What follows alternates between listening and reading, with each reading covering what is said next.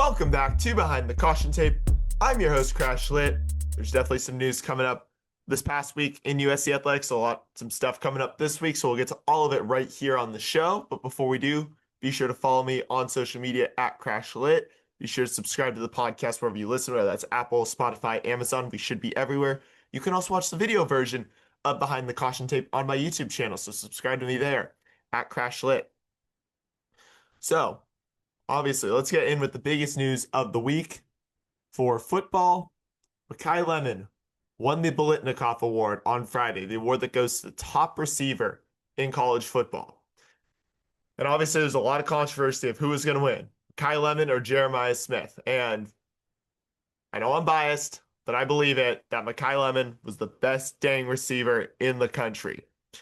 He made big plays when he needed to. No one could stop him. Just all around, just such an impressive player. Could not be happier for him. Even though there's a good chance he's likely going to leave USC for the NFL, I do not blame him at all. I'm excited for his next chapter should he decide it. If he comes back, nothing would thrill me more.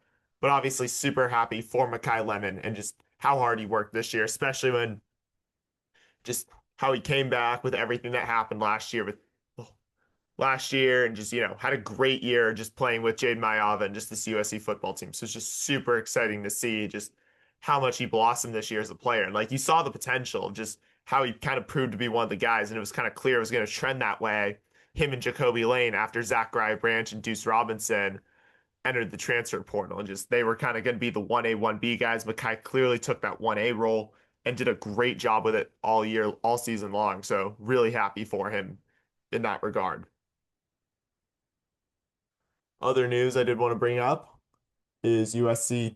So far on Instagram, USC football has announced 5 key guys who are returning. Wayman Jordan, Braylon Shelby, Christian Pierce, Jaden Walker, and Marcellus Williams. Those 5 guys have all announced that they will be returning to USC next year and have signed with the team. And obviously the one who excites me the most is Wayman Jordan. And the reason it's Waymo is because of just how incredible he was as a running back this year before he got injured against Michigan. Just the way he just powered through it. I think just, as many of you know, I interned with Cody Kessler, I interned with him as since he was my former boss Keelior's co-host on the Victory podcast, which I produced. And just hearing Cody talk about Waymo was just like, yeah, he was coming from Hutchinson Community College, but Cody absolutely nailed it when he said that Waymo's talents were going to translate perfectly to the Big Ten Power 4 level. Top of it, be able to fit right in with big boy football. And he absolutely nailed that one. So I'm really excited that Wayman's going to come back. Obviously, Eli Sanders is out of eligibility. Brian Jackson, Harry Dalton, they're both transferring. But we got King Miller. USC's got King Miller coming back. So I think that's going to be a very lethal running back duo that I'm really excited to see, especially with the way King Miller stepped up big time after both Jordan and Sanders went out. Final bit of news of football is USC has announced their second non-conference matchup for next season. They will take on the Louisiana Ragin' Cajuns at the Coliseum. That'll be on September 12th, so the second game of the season after they open against Fresno State. So now, the only game left to figure out is that final game, the one where Jen Cohen said USC will play at least one Power 4 opponent a year, and that opponent better be Notre Dame. I don't want to hear anything else. And I know everyone's saying, oh, it needs to be played early. I'm like, can someone explain to me why? I really don't get why it needs to be played earlier. I mean, you got the schedule anyways, and y'all decided to go to the Big Ten. I mean, I get why the move had to happen, but Notre Dame needs to be played when Notre Dame is traditionally played. But I think, so really, it's like, I just think that I just want it on the schedule. And I mean, I'll be happy if it's just there, but I think it's like, why do you need to change it? Why the times it's played is what makes it unique. And I think just, I think one issue I took with Bill Plaschke's recent article about saying Notre Dame should compromise is that then he got mad at UCLA for abandoning tradition. Well, isn't this kind of the same thing in a way? So it's just my thoughts on it, but really this game needs to be played. Let's get this mess sorted out. USC, all right, just let's figure something out. Nobody wants to see this rivalry die. So the fact that we even have to have this discussion is an insult. Petros Papadakis is 100% right when he told me that it's insulting. So if you haven't watched that interview of Behind the Caution Tape, go check out the season 2 premiere of Behind the Caution Tape when I interviewed Petros Papadakis and got his unfiltered, just you could tell the unfiltered and authentic opinion about what the Notre Dame rivalry means to him and why he's very offended with what Lincoln Riley has said about it and what USC has done, and just especially since it's under threat of going away.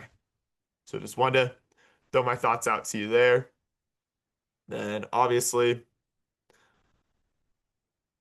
some other news in football is Ray Mau Maualuga was inducted into the Polynesian Hall of Fame, so congrats to him.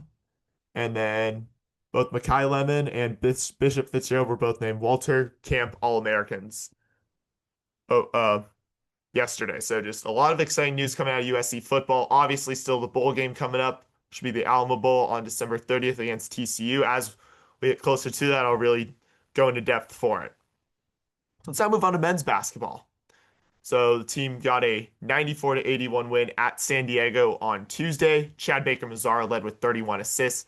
Ezra Alzar led with 7 rebounds, and Baker-Mazara also led with 6 assists. USC played sloppy in the first half as the teams went into the locker room at a 38-38 tie, but then pulled it together in the second half to win by 13 in head coach Eric Musselman's homecoming game. And then on yesterday, USC got a 68-61 win against Washington State. Jacob Kofi led with 21 points. Kofi also led with 10 rebounds, and Baker-Mazara once again led with 5 assists. While USC didn't really surrender the lead after the halfway point in the first half, it was just a close game that needed to be. And the Cougars were in it during this former Pac-12 conference matchup. And you could tell just with everything that's happened, with USC leaving for the Big Ten, with the Pac-12 imploding, with Washington State kind of now looking on the outside, being on the outside of the Power Four, having to play in the WCC for 2 years as they rebuild the Pac-12. You could tell the Cougars were going to come ready to play for this game. But it's definitely impressive that USC was able to secure win number 10 this season, and definitely a really fun game. Big shout out to Woohoo Sue for putting me courtside, as the team is now 10-1 heading into their final non-conference matchups of the year. So up next, the Trojans face 4-6 UTSA. That'll be on Wednesday at 6 p.m. on the Big Ten Network. And then the 5-7 Brown Bears. That'll be on Sunday at 1 p.m. also on the Big Ten Network. So USC looking to end the year strong against 2 weaker opponents before getting into the thick of Big Ten play. And if USC wins both these games, which it's looking like they will finish non-conference play undefeated. So I believe they'll be 10-1 in their non-conference schedule. So really, 10-1 in non-conference. And then, so really, they're 8-1 right now. They've had the 2 conference, they finished 11-0 in conference play. Sorry, I'm getting records confused because obviously the couple Big Ten wins in there already.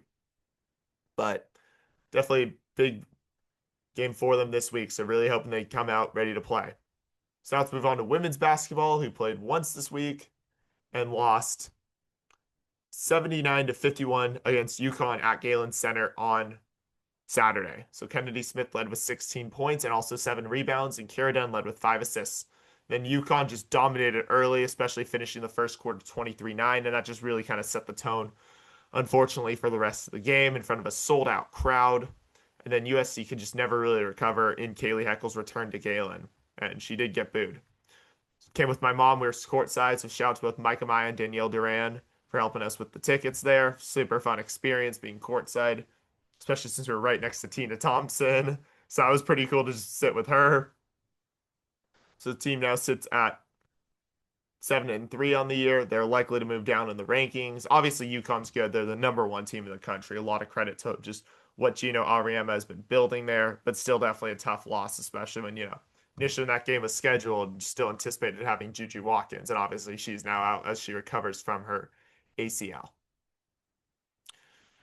Now move on to a bit of news from women's volleyball, who saw both London Weejay and outside hitter London Weejay and setter Reese Messer make the AVCA All-Pacific Region Team, as well as middle blocker Leah Ford be named and be named an honorable mention. So definitely, obviously, like I said, tough way for USC women's volleyball to end their season, but definitely still a lot of impressive playmakers, including Weejay and Messer, especially Messer coming in as a freshman and really running the offense really well. Super fun to watch her out there all season long. So definitely excited to see both of them be back next year. And then for our final bit of news today, just they'll be talking about what I'll be going to a bit later this afternoon, and we'll have an episode from. I will be at the Men's Volleyball Media Day, which will be taking place at the Costa Mesa Marriott,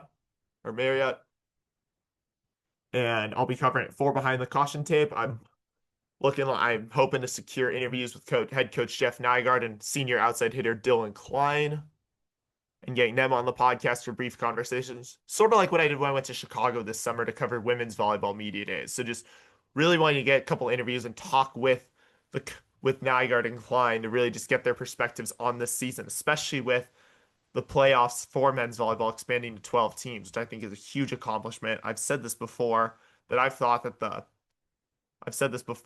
sure here or elsewhere, but I've thought that even when it was at 7 and 8 teams, that was more unfair than the original 4-team college football playoff because of just it didn't let the teams that didn't make the best, like number 3 teams in their conferences, which from the Big West and MPSF, the 2 best conferences in men's volleyball, get all the good at-large teams that deserved it because they had to fill it with automatic qualifiers. And I got no problem with automatic qualifiers in this, but at the same time, you still want to get the best teams you can in it.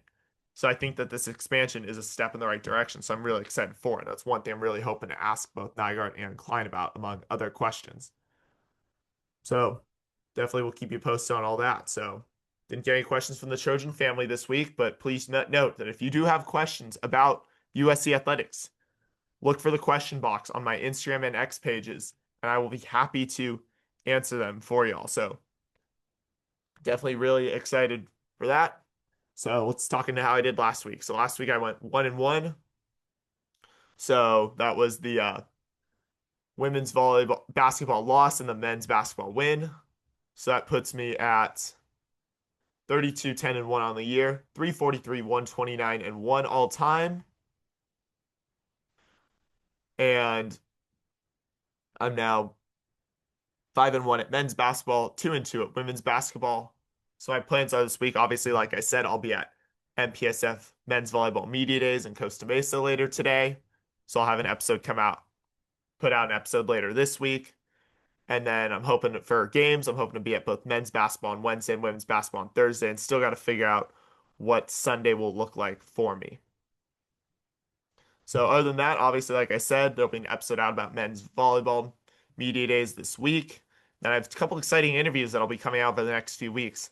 I have USC Associate Law Professor Jeff Schneider joining me and Jeff Schneider coming on the podcast, as well as former USC women's basketball alum and team captain, and just probably the most beloved walk-on in Trojan history in India Otto, joining me for an interview soon. So keep a lookout for my Instagram on all those, and I'll make sure to definitely do promo as they start to approach when they will be being released. So that's going to do it for us here on Behind the Caution Tape. Thanks again for everybody who's been tuning in. It's been super fun doing this. Be sure to subscribe to the podcast. Be sure to follow me at CrashLit. And obviously, if you're trying to figure out what games I'll be at, if I post the game day graphic the morning of that team releases the morning of the game, that means I will be at that game. So if you definitely want to talk USC sports, let's do it next time you'll see me. I'll see y'all soon. And fight on.